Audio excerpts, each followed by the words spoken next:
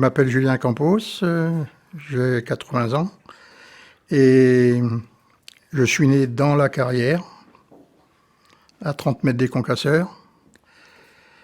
Et j'ai commencé, c'était né au terrain de jeu, comme disait Jacqueline.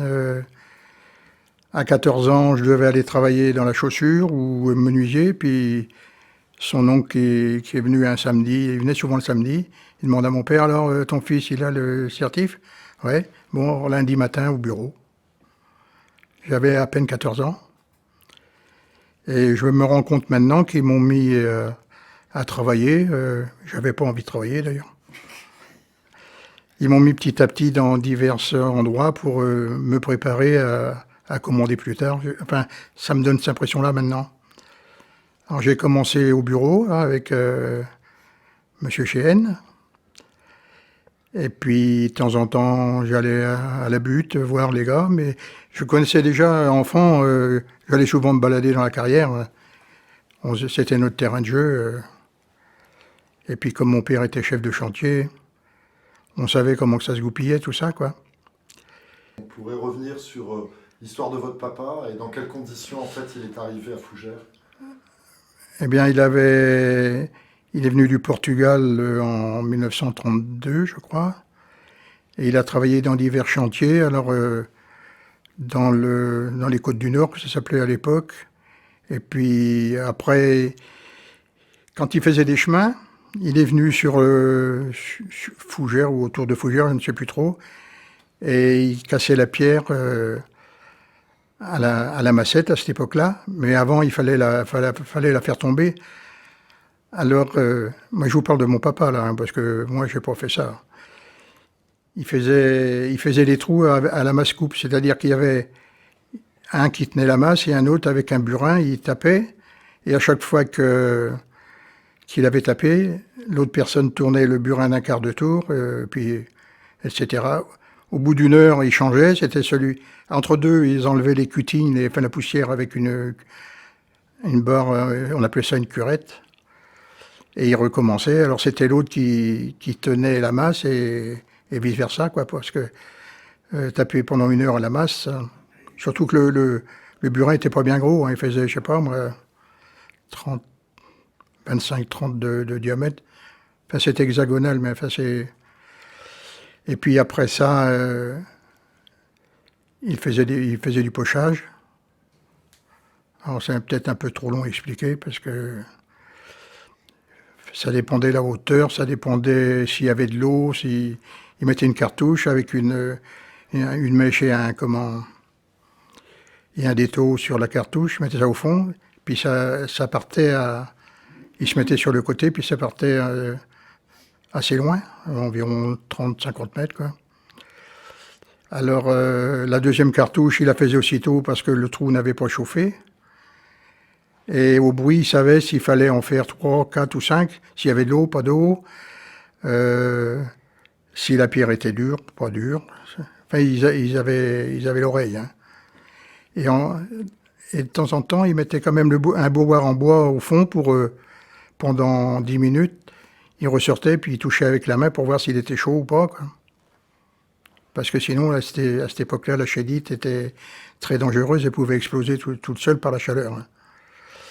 Alors quand ça, c'était bon, la poche qui était faite à l'intérieur à 3 mètres de profondeur, 2 mètres ou 5 mètres, mais enfin 5 mètres, ça me paraît beaucoup.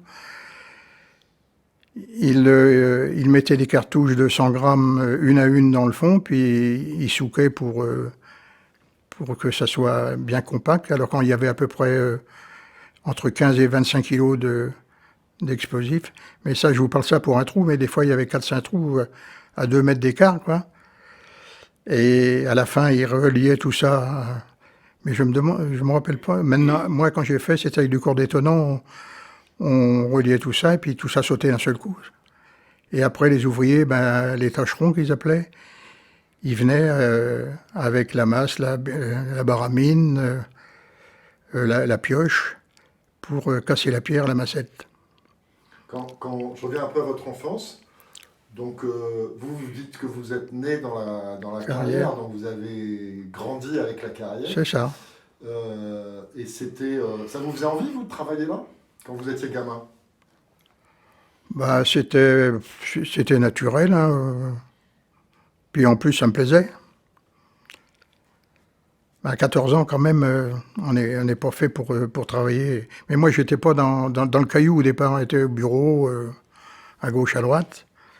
Et j'ai travaillé 2 ans, moi, à la carrière. Et après, je suis parti dans une autre carrière qui était à son oncle, à Jacqueline, et qui était presque à l'abandon. Et ça s'est remonté. Et puis maintenant, tous les jours, ils font 10 à 12 000 tonnes de cailloux par jour. Hein, sachant qu'un SMI, ça contient 25-27 tonnes. Alors, vous voyez un peu le boulot. Hein. Vous êtes parti, vous êtes revenu après à la carrière de fougère ou comment? Bon, on venait voir comme ça, mais bon, on habitait là-bas. Hein. D'ailleurs, mes parents sont décédés, ils sont au cimetière de Fougères. Votre papa, il a fini, il a fini Il sa est vie. venu, non, il est venu, il a travaillé dans l'autre carrière là-bas jusqu'à 65 ans. À l'époque, c'était 65 ans. Et après, qu'est-ce qu'il est devenu, votre papa, à sa retraite? Ben, il est décédé assez vite. C'était des travaux qui physiquement étaient quand même très très durs. Ah ben, à l'époque de Fougères, là, moi je vous parle de ça, on est parti en 55. Alors, moi, en 52, j'ai commencé à travailler. Oui, c'était dur. Hein. Parce que Jacqueline n'a pas parlé, mais au wagonnet, ça travaillait par binôme. Alors il y avait le gaucher, le gaucher, le droitier. Alors attendez, les wagonnets, du coup, vous pouvez nous expliquer un peu. Quand la pierre était abattue, il y avait tout un système de rails qui allait au concasseur, et avec 2 plateformes tournantes, ça dépendait d'où ils venaient, parce qu'il y avait des binômes, je ne sais pas combien il y en avait, 20 ou 30. Hein. Alors mon père, il disait, par exemple, au binôme numéro 2, allez hop, concasseur. Après c'était le 3, ou ça dépendait. Ils avaient un système à eux, quoi. Alors il y avait le gaucher et le droitier. Ils cassaient la pierre d'une certaine grosseur, parce que le concasseur, lui, il prenait pas des cailloux qui étaient comme la table, là. Il prenait des cailloux gros, 2 fois gros comme une assiette, quoi. Alors il cassait la pierre, il la mettait dans le wagonnet. La terre, il la triait, il la mettait à part, parce que c'était pas payé le même prix. Parce que au départ, c'était tâcheron, après c'était à l'heure. Mais enfin, et puis ils allaient au concasseur, ils vidaient, ils revenaient, puis c'était l'autre, ainsi de suite, quoi. Alors il fallait qu'ils fassent de temps en temps attention, parce que quand il y avait des éboulements, enfin ils avaient l'habitude, hein, mais ils reculaient, et puis ça recommençait, etc. C'était un métier quand même dangereux. Vous avez assisté à des accidents, comment? Ouais, enfin, moi j'ai pas assisté, mais j'ai vu, quoi. Mais pas... Puis quand ils cassaient la pierre, ils appelaient ça des escalopes, ça, des morceaux qui volaient, il y avait un autre nom aussi. Alors ça traversait la botte. La pierre était assez coupante. Bon, les mains, ils n'avaient pas des très belles mains. Il fallait qu'ils prennent ça là. Il n'y a pas de gants, pas de chaussures. C'était des bottes caoutchouc ordinaires avec des chaussettes russes. Vous allez me dire ce que c'est? Non. C'était des bouts de chiffon qu'ils entouraient autour de leurs pieds pour... sinon, la paire de chaussettes, elle faisait pour la journée. Hein. À cause de la poussière et du... Pas de la poussière, mais de la sueur. Enfin, je pense que c'est ça, parce que moi, j'en ai jamais mis. Hein, mais... Et dans le temps, vous avez vu une évolution dans le travail au niveau du matériel, au niveau des équipements? Bah ça, oui, ça j'ai vu, oui. Quand... à Fougères, moi je parle de ce que j'ai vu par la suite aux autres carrières. Et puis à Fougères, il y a eu les engins qui sont arrivés aussi, chargeurs, pelleteuses, avec des concasseurs un petit peu plus gros qui prenaient des blocs gros comme une chaise, quoi. En gros, c'était ça. Puis avec une production beaucoup plus plus forte. Je sais pas, moi, quand il faisait ça au wagonnet, c'était, je sais pas, moi, 300 tonnes par jour, peut-être. Je pense. Et alors, et du coup, l'utilisation de la pierre, qu'est-ce que c'était on en faisait quoi après? De la pierre? Ouais. Ah ben, elle servait pour le béton, elle servait pour gravillonner, elle servait pour le ballast SNCF. Mais pour les voies ordinaires, parce que c'est une pierre qui, si les trains roulaient trop vite et puis qu'il y avait de l'eau, elle s'use à l'eau. Et comme le TGV qui est Paris-Lyon, c'est une pierre spécifique qui, comme on est à Vignal, là, une roche très dure qui ne s'use pas à l'eau. Parce que le caillou, ça se fait, c'est pas comme ça, hein, c'est drôlement chiadé. Hein. Il y a des, à Vignal, il y a deux ou trois gars qui tamisent, qui voient comment les courbes et tout ça. Parce que la SNCF et les ponts et chaussées sont très durs. Si vous n'êtes pas dans la courbe, ils vous prennent pas le caillou. Vous, comment vous avez appris ce métier-là? Bah, comme ça. Au début, bah, les 2 ans, comme je vous dis, j'avais pas trop envie de travailler. Hein, à 14 ans, hein, pas envie de travailler. Je pensais plutôt aller jouer au foot avec les copains. Bon, il fallait. On avait le papa, il rigolait pas, puis le papa Jacqueline ne rigolait pas non plus. Alors, enfin, j'étais un peu couvé quelque part. Et puis quand je suis arrivé à l'autre carrière, là, ils m'ont mis à bourrer le concasseur avec une fourche. Là. Enfin, c'était un pont incliné et il fallait pousser. Puis après, apprendre à conduire les camions, les pelleteuses, les engins. Et après l'armée, en revenant d'Algérie, ils m'ont mis contremaître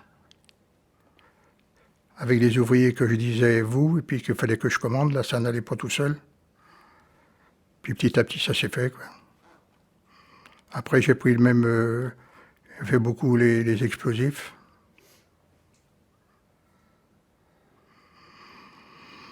Voilà, c'est un peu Donc vous avez appris en faisant en fait.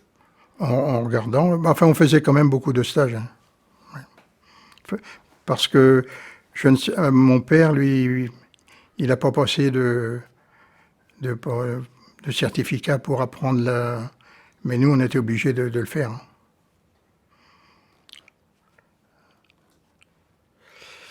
Quand vous avez appris la fermeture de la carrière de Fougères, ça vous a fait quelque chose? Ah ben, oui, un petit peu quand même. Hein. Parce que le patron où j'étais, c'était le patron de Fougères. Et ça, on savait depuis 10 ans que ça allait fermer.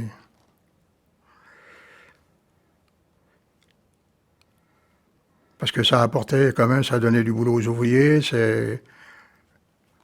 le caillou, il a fait le chercher ailleurs. Alors qui dit ailleurs dit plus de kilomètres, plus de camions sur la route. Quelle était l'ambiance en fait sur le chantier de la carrière à Fougères? C'était. Ben, moi déjà, comme j'étais le fils du chef de chantier, tout le monde me connaissait. Hein, alors, puis notre terrain de jeu à nous, c'était le samedi et le dimanche, on montait dans les wagonnets. Il les déraillait, mais on les enrayait quand même. Hein, alors on poussait ça. J'avais mon frère qui était jeune, il montait dans la benne et puis moi je poussais. Et on aurait pu avoir des accidents, mais enfin, c'était comme ça. Et donc les adultes ne voyaient pas forcément ça, quoi. Ah ben il n'y avait plus personne. Hein. Même mon père, il savait pas qu'on était sur le chantier. Tant mieux pour vous. Oh ouais, oui. Votre maman, elle travaillait du coup, elle faisait quoi comme. Non, elle était à la maison. Elle s'occupait des hommes de la famille. Mais on était 4, alors Ça faisait du boulot quand même. oui. Mais enfin, elle entendait le bruit des concasseurs. Je vous dis, il était à 30 mètres de la maison. Hein. Ça, je me rappelle que d'avoir vu les Allemands, mon père il était obligé de travailler pour les Allemands et des fois il loupait volontairement les coups de mine. Et le chef allemand il disait chef, pas beaucoup cailloux. Et un jour mon père a dit chapelle suffisamment pour Hitler. Oula, chouf chouf, sinon Allemagne. Hein. Après on a vu les Américains. Ah, c'était bien là. On allait à la popote. C'est la première fois que j'ai vu un noir américain, moi. Un noir, parce que il y en avait beaucoup dans l'armée. Hein. À cette époque-là, l'époque de votre enfance, il y avait des congés, vous partiez en vacances, vous restiez là, comment ça se passait? Non, on restait à la maison. On allait avec tous les copains qui restaient, enfin pratiquement tout le monde restait. Hein. On allait jouer au football, on jouait au palais, on jouait au... Vous savez ce que c'est le palais? Au Pays-Beau, au foot beaucoup. Hein. Parce qu'au-dessus de la carrière, il y avait un terrain de foot qui s'appelait l'Espérance, on était tout le temps là.